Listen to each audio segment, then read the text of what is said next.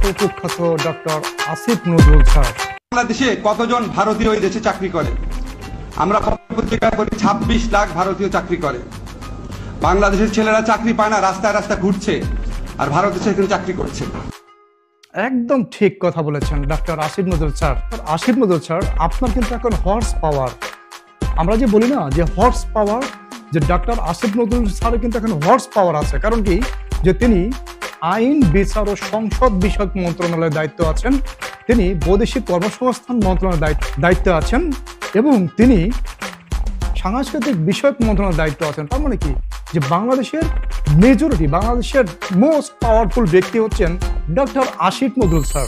Doctor Asif Nazrul স্যারের উচিত এই মুহূর্তে সবচেয়ে ইম্পর্টেন্স ওয়ার্ক হলো যে এই যে 26 লক্ষ ইন্ডিয়ান বাংলাদেশে কাজ করতেছে।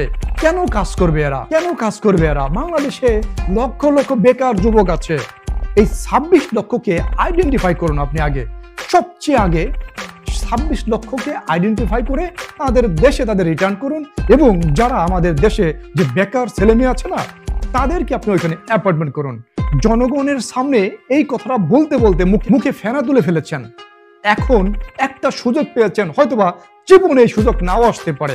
আপনার প্রথম এবং ইম্পর্টেন্স যে ওয়ার্কটা থাকবে সেটা হচ্ছে এই 26 লক্ষকে ফাইন্ড আউট করা। না হইলে জনগণ কিন্তু আপনাকে ছাড়বে না। কারণ কি, যে আপনি বলেছেন যে 26 লক্ষ আছে বাংলাদেশে, ইন্ডিয়ান 26 লক্ষ ওয়ার্কার আছে।